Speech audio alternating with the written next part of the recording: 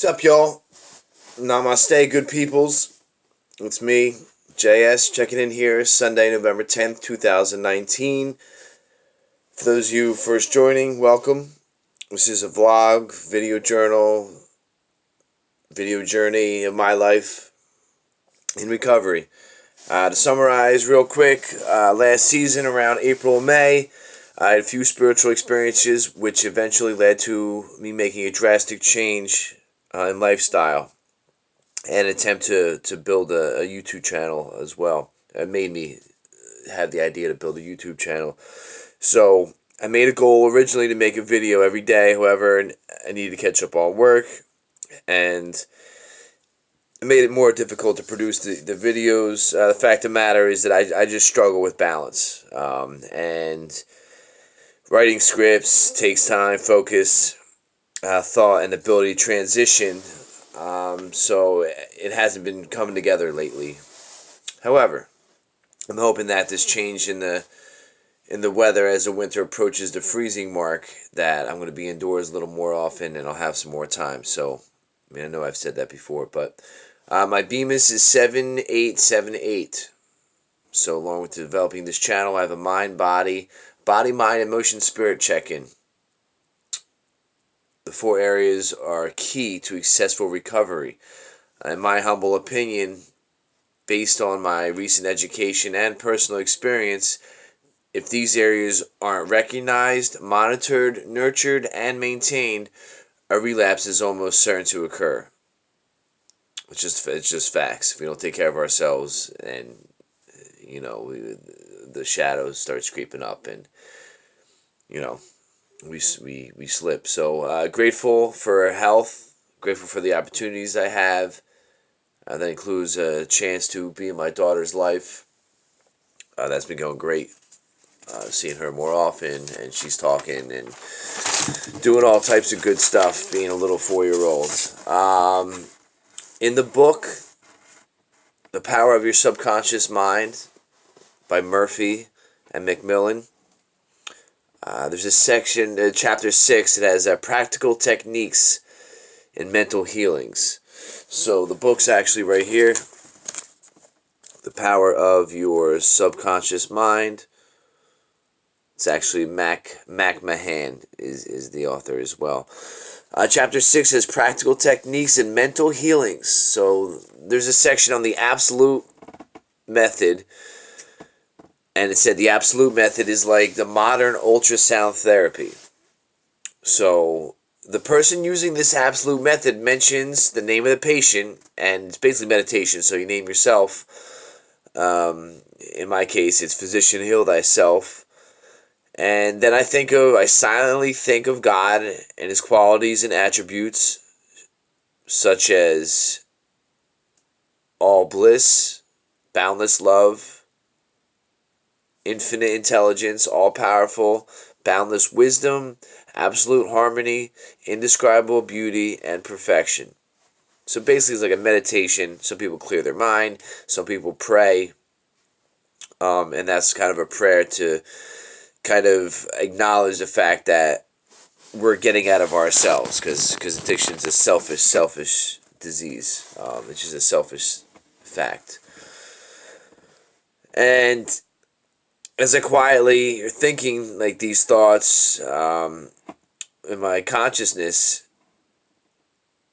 is lifted into a new spiritual dimension. Again, it's like meditation. It's prayer. And this meditation or prayer helps with the spiritual aspect in the BMES, and the spiritual helps bolster and support the emotional, mental, and physical part. So everything's related, and that's something that I've been trying, to do. So according to Murphy and McMahon, to the degree that we rise in consciousness by contemplating the qualities of and attributes of God, or higher power, whatever you want to say, we generate spiritual waves of harmony, health, and peace. These, on whom the waves are focused on, then resonate and respond. So basically, when I incorporate prayer into my routine, I get an outcome. I get a feeling of higher consciousness, and I get an outcome of. Hold on a second. Sorry about this. Of just feeling better, and physically that helps. Physically, it helps. Mentally, um, and the big book succinctly puts what we really have. What I really have is a daily reprieve from addiction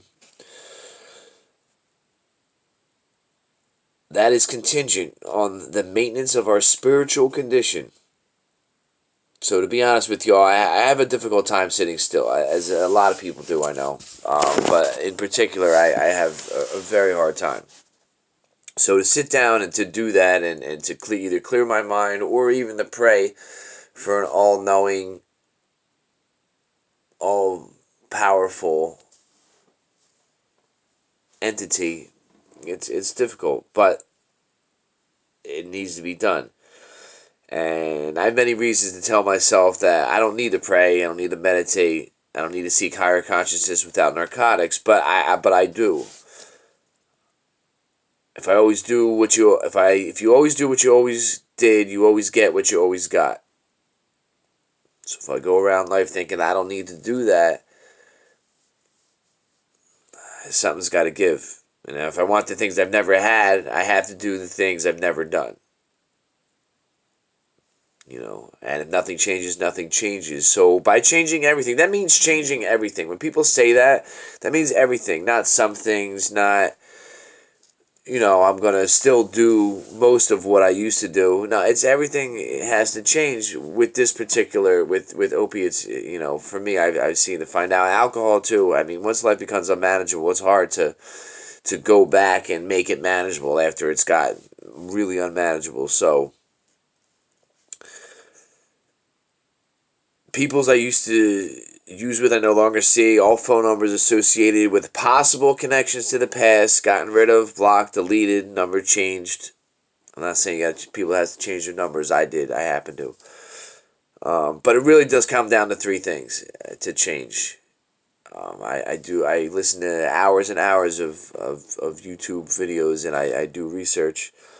So one of the things is to change environment. I changed my environment. Number two is making things that are healthy easier to access, and that goes along with the path of least resistance. And the third thing is making things that are unhealthy harder to access. So I cleaned my apartment up, like I said. I rearranged my furniture. I took my refrigerator out of the living room, and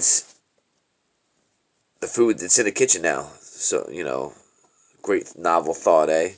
But I moved it in because I was redoing my tile, and I finally finished, and I put the tile underneath that section, and now the food is the easier thing to access. So path of least resistance, food's easier to access, and so changing the environment, easier access to things that are healthy.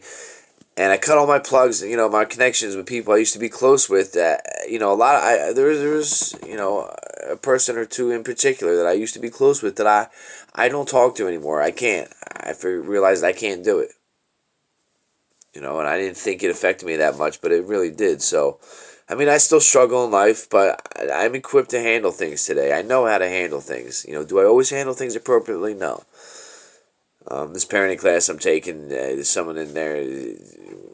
I can't really talk too much about it, but I don't have the energies to give something that I don't really have, and it's frustrating. It's uncomfortable, but to sit through the uncomfortableness, that's one of the things I haven't done.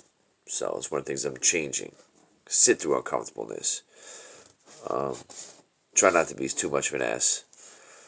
And like my BMES still fluctuates. Like I happen to record when I feel like recording.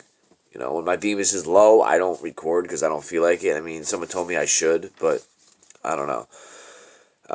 They're not always in the positive nature, so I can recognize that I'm doing a lot, and I if I work on myself, I can continue not to be a complete ass. So that's what I got. That's what I do. I'm I'm gonna try to get these videos up more, but you know what they say, trying's lying. But something's got to give. So, well, if you're not living in joy and you're not doing what you want to do, then do something about it. Make a call, send a text, write an email, take a walk, reach out, family, friend, doctor, meeting, social media, plenty of healthy, positive outlets out there. And stay hydrated. JS, signing off.